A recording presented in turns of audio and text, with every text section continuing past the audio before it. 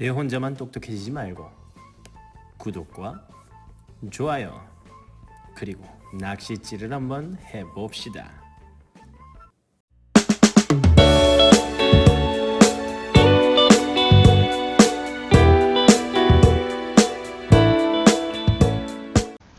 여러분 안녕하세요.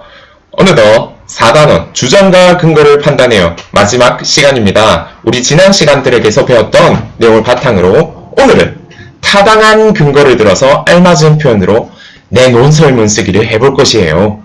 교과서 183쪽을 펴주세요. 준비를 했다고요? 그러면은 우리 지난 시간에 함께 공부했던 것을 먼저 떠올려 볼게요. 지난 시간에는 우리가 두 가지를 한번 같이 공부해 보았어요. 뭐냐 하면은 자연보호는 우리가 꼭 해야 할 일이라는 논설문을 보면서 내용의 타당성과 표현의 적절성을 판단해 보았는데요. 내용의 타당성. 여러분 논설문의 내용 하면은 두 가지를 떠올려야 돼요. 뭐랑 뭐가 들어가 있다? 맞아. 주장과 근거가 들어가 있다. 그래서 첫 번째는 주장이 가치 있고 중요한 것인지 살펴봐야 되겠고, 두 번째는 근거가 주장과 관련이 있는지, 또 세 번째 근거가 주장을 뒷받침하는지, 이 세 가지가 맞는지 이 내용의 타당성을 판단해야 돼요. 그렇다면은 여러분 내용이 타당하다면 표현을 한번 살펴볼 수 있겠는데요. 표현은 주관적인 표현보다는 객관적인 표현을 사용한다. 내 생각에는 나는 그렇게 생각해 보다는 다른 사람들도 공감할 수 있는 표현을 사용해야겠죠. 그리고 두 번째는 모호한 표현보다는 정확한 표현. 그러니까 잘 알아듣지 못할 표현보다는 정확하게 알 수 있는 분명한 표현을 사용해야겠죠. 그리고 단정하는 표현, 삐리 사용하면 안 된다고 했죠. 무조건, 절대로, 결코 이런 말은 안 좋다라고 얘기했었죠. 그렇다면은 오늘은 이 두 가지를 고려해서 내가 직접 논설문을 써보는 시간을 가질 거예요. 어렵다고요? 걱정 마요. 선생님과 함께 따라와 봅시다. 자, 오늘은 바로 타당한 근거를 들어 알맞은 표현으로 논설문 쓰기를 해보겠습니다. 첫 번째 활동으로는요, 논설문 쓸 계획을 세우고, 두 번째는 주장이 드러나게 글쓰기를 해볼 것이에요. 여러분 공책에 이 배운 문제를 간단하게 한번 적어준다면 다 어떻게 공부했는지 나중에 정리하기에도 훨씬 도움이 될 거예요. 다 공책에 적어줬다면 뒤로 한번 넘어가 보겠습니다. 우선 논설문 쓸 계획을 세울 때 가장 먼저 할 일은 뭐냐면은 내가 주장을 펼치려면은 주장을 펼칠 만한 주변의 문제 상황을 살펴야 돼요. 여러분 지금 예시가 4가지 나오는 것 같아요. 그림을 보니까 여러 가지 주장을 펼치고 싶은 문제 상황이 있어요. 첫 번째는 스마트폰 중독, 두 번째는 즉석 음식을 즐겨 먹는. 요거 우리 이미 글을 읽었던 것 같아요. 이런 문제 때문에 우리 즉석 음식 대신에 뭘 사랑하고 즐겨 먹자? 맞아, 전통 음식을 즐겨 먹자라는 논설문이 있었죠. 그리고 한 가지 갈래의 책만 읽는다라는 문제점. 그리고 네 번째 문제점. 이런 식으로 지금 예시가 3개나 나왔고, 네 번째 물음표는 여러분에게 문제를 던지는 것 같아요. 여러분이 생각하는 문제 상황은 뭐가 있나요? 물론 앞에 3가지도 문제로 느낄 수 있겠지만, 아마 여러분이 생각하는 새로운 문제가 있을 수 있다고 생각해요. 요즘 가장 심각한 문제는 뭔 것 같아요? 선생님 어떠냐고요? 선생님 한 개 발견했어요. 바로 요즘 우리 등교 개학도 시작했는데 마스크를 안 끼는 사람들이 꽤 많이 늘어나고 있는 것 같아요. 여러분 길거리에서 마스크 안 끼는 사람 본 적 있나요? 선생님은 그래서 마스크 안 끼는 문제 상황을 지적하고 싶어요. 또는 또 우리 학교에서 늘 일어나는 문제 상황 또 있어요. 뭐냐면 교실에서 뛰어다니는 친구들이 발생하고 있어요. 이거는 뭐 맨날 말해도 교실에서 혹은 학교 안에서 뛰어다니는 학생들이 있는데, 이번에 코로나 상황이라서 다른 사람과 부딪히면 위험한데도 그런데도 뛰어다니는 친구들이 있어서 걱정이에요. 여러분의 문제 상황은 뭔가요? 한번 물음표 밑에다가 적어주세요. 자, 그러면은 이제 한번 물음에 답해 봅시다. 선생님이 적은 문제는 아까 말했던 여러 가지 문제들 포함해서 1번 우리 주변의 문제 상황에는 교실에 뛰어다니는 학생이 많아 위험하다라는 것을 스님이 한번 정해봤어요.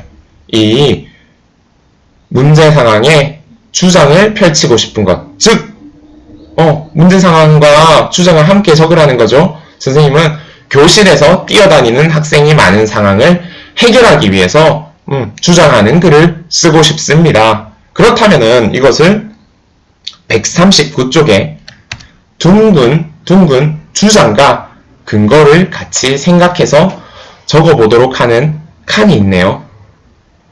여기에 주장을 정해서 적고 주장을 뒷받침할 근거 몇 가지? 3가지. 계속 설명하고 있지만 근거를 한 가지만 적는다면은 주장을 뒷받침하기에는 신뢰성이 조금 떨어져요. 왜냐면은 근거 한 개만 되면은 다른 친구가 야, 너 근거 한 개밖에 없니? 그러면 내가 너를 반박하겠어. 난 근거가 2개나 3개나 되거든? 근데 근거가 3개라고? 야, 너 정말 근거가 타당한데? 주장을 뒷받침하는구나. 신뢰성이 높아. 근거 3개나 되니까 널 반박하기가 힘드네. 그래, 네 말 믿을게 하면서 쌤이 근거 한 3개쯤은 말해달라고 했었죠. 그러면은 쌤이 말하는 주장 먼저 살펴볼게요. 선생님의 주장은 교실에서 뛰어다니지 말고 차분하게 다니자입니다. 첫 번째 근거로는 교실에서 뛰어다니며 부딪혀 다칠 수 있어요. 선생님이 다친다라는 의미는 넘어져 다칠 수도 있지만 이제는 코로나기 때문에 부딪혀서 이 바이러스에 혹시나 서로 감염될 수도 있다라는 의미도 포함하고 있어요. 두 번째는 다른 쉬고 있는 친구들에게 방해가 되기도 해요. 또 마지막 근거로는 먼지가 생겨서 건강에 좋지 않다라는 근거도 말하고 싶어요. 자, 이 근거 그리고 주장까지 생각해 보았는데요. 논설문을 쓰려면은 먼저 문제 상황을 떠올리고 그리고 두 번째는 문제 상황을 해결할 주장을 정해요. 주장을 정했으면 마지막으로 뭘 떠올린다? 그렇지. 근거를 떠올리고 제시한다. 이 근거는 몇 개쯤은 제시하라? 3개쯤은 제시하라. 자, 그렇다면은 논설문 쓸 게 3단계를 우리가 떠올려 봤는데 이거를 어디에 넣을지 한번 다시 우리가 기억을 더듬어 보자. 1번, 문제 상황은 어디에 넣으면 좋다고 했지? 논설문에, 즉 주장하는 글의 첫 부분, 서론에 넣으면 좋다고 했죠. 그리고 문제 상황을 해결할 주장. 얘들아, 주장은 어디에 들어간다고 했어? 그렇지. 문제 상황 다음에 바로 주장을 같이 넣어줘야겠지. 바로 서론에 나와요. 그런데 서론에만 나오나요? 글의 첫 부분에만 주장이 나와? 아니지. 글의 마지막에도 주장이 나온다고 했어. 즉 결론에도 나오는데 그 이유는 자기가 하고 싶은 말, 즉 주장을 다시 한번 강조하기 위해서 글의 마지막에도 그러니까 교실에서 뛰어선 안 됩니다 하면서 다시 한번 강조해줘야 된다고 했죠. 그렇다면 마지막으로 주장을 뒷받침하는 근거가 나오는 곳은 바로 논설문의 본론이었죠. 첫째, 둘째, 셋째 이런 식으로 제시했던 거 기억나나요? 그렇죠. 이젠 여러분도 한번 이렇게 논설문 계획에 따라서 문제 상황, 주장, 근거를 서론, 본론, 결론에 잘 배치해서 제시해 볼 거예요. 자, 이렇게 제시하기에 앞서서 우리가 근거를 뒷받침하는 자료를 찾아서 정리해 봐야 돼요. 여러분, 근거를 뒷받침하는 자료를 왜 찾는다고요?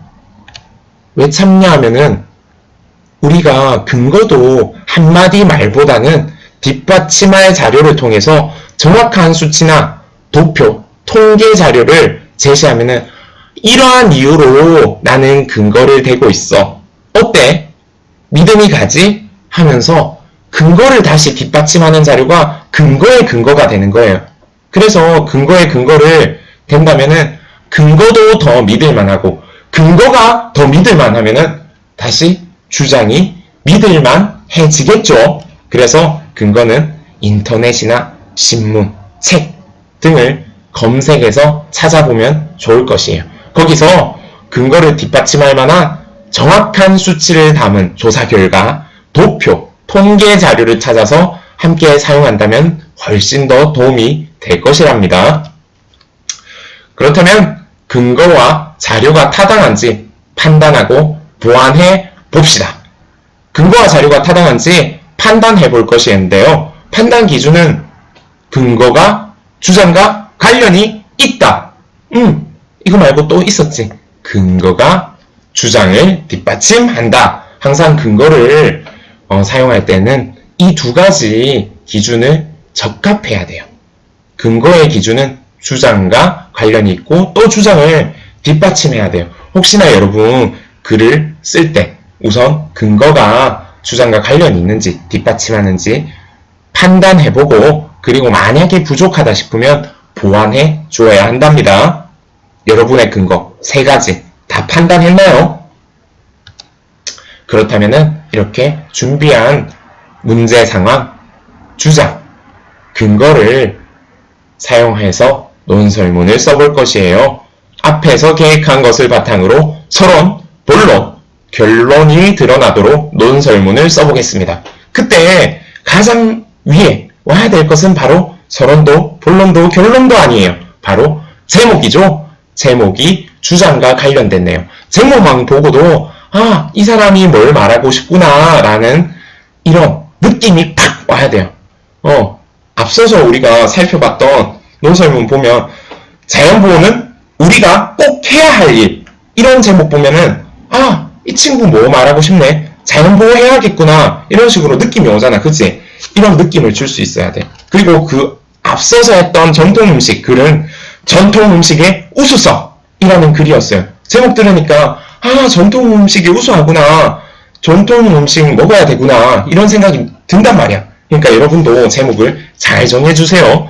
그런 다음에는 서론에서는 문제 상황과 주장을 밝혀야 되고요. 본론에서는 첫째, 둘째, 셋째, 이런 식으로 주장에 적절한 근거를 제시해야겠죠. 마지막으로 결론에서는 글의 내용을 요약하고 다시 주장을 강조해서 마무리하면 좋겠습니다. 이렇게 내가 논설문을 다 쓰고 나서는 글에 쓰인 표현이 적절한지 판단해 봐야 되는데요.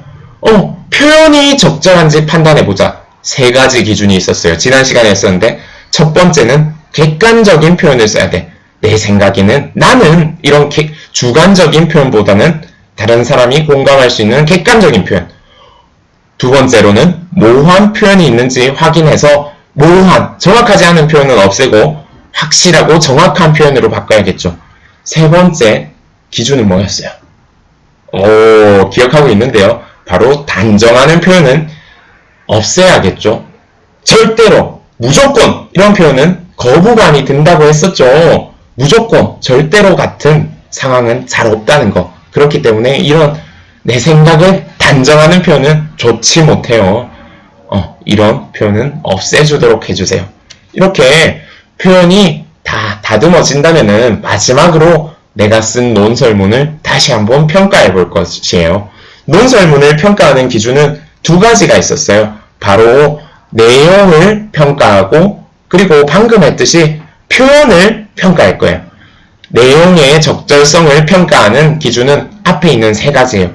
주장이 가치 있고 중요한지, 근거가 주장과 관련이 있는지, 근거가 주장을 뒷받침하는지, 즉 주장과 근거를 평가해야 돼요. 마지막으로 방금 표현이 적절한지, 이거는 표현이 적절한지는 한 가지로 질문이 되어 있는데 표현이 적절하다, 이 안에는 또 3가지 기준이 있었죠. 바로 앞에 나왔었던 이 3가지 객관적인 표현, 모호한 표현, 단정하는 표현이 있는지를 살펴보고 그 없애야 된다는, 이것이 바로 표현이 적절한가를 모두 설명한 것이에요. 그렇기 때문에 깐깐하게 한번 살펴주세요. 내 논설문도 살펴보고 친구의 논설문도 평가해주세요. 옆에 친구의 이름을 쓰고 나서 평가해주면 좋겠죠. 자, 이렇게 우리 이번 시간 내가 쓴 논설문과 친구가 쓴 논설문을 함께 살펴보았어요. 논설문 쓰고 같이 듣고 평가한다고 조금 힘들기도 했지만 나와 다른 친구들의 문제 상황과 주장이 드러난 논설문을 살펴보니까 어때요? 제법 재밌죠? 내 생각보다 글을 잘 쓰는 친구도 있고 그리고 야, 이거 나랑 주제가 같은데 어떻게 근거가 다르지? 근거가 다양한 친구들을 보면서 여러분 굉장히 재밌음을 느꼈을 거예요. 그렇다면 이번 단원 이제 마칠 시간이에요. 한번 단원에서 공부한 내용을 되돌아보겠습니다. 땡땡에서는 글쓴이가 글을 쓴 문제 상황과 글쓴이의 주장을 밝힌다. 뭔가 같아? 맞아. 서론이에요. 그리고 두 번째, 본론에서는 글쓴이의 주장에 적절한 근거를 제시한다. 결론에서는 글 내용을 요약하고 글쓴이의 주장을 다시 한번 강조한다. 이런 식으로 논설문의 서론, 본론, 결론 다 살펴보았답니다. 이번 단원 공부를 잘 했는지, 여러분 스스로 무엇을 배웠는지, 새롭게 안 내용은 무엇인지 생활 속에 실천할 것을 살펴주세요. 이번 시간 주장과 근거를 판단해요. 4단원이었답니다. 자, 오늘 바로 우리는 타당한 근거를 들어 알맞은 표현으로 논설문을 써보았어요. 여러분, 타당한 근거를 들어 알맞은 표현으로 논설문 잘 쓴 것 같나요? 이렇게 다 써본 친구들은 퀴즈엔에 들어가서 이 핀번호 220-222-01을 검색한다면은 아마 오늘 공부한 내용과 관련된 퀴즈를 풀 수 있을 것입니다. 이렇게 퀴즈엔까지 다 마친 친구들, 배운 문제 아까 우리 국어 공책에 적었었죠? 이 배운 문제 밑에다가 오늘 공부를 통해서 알게 된 점, 느낀 점, 그리고 내 삶 속에서 실천하고 싶은 점을 한 줄 적어준다면 앞으로 다음 단원에 넘어가서도 잘 기억에 남을 것 같아요. 정리를 해줄 수 있는 친구들은 간단하게라도 정리 부탁합니다. 네, 정리가 다 마친 친구들 오늘 수고했습니다. 여기서 4단원 공부 전체를 마치겠습니다. 다음 시간에는 5단원에서 만나요. 여러분 모두 수고했어요. 문어쌤과 함께하는 국어 시간 여기서 끝마치겠습니다. 여러분 안녕!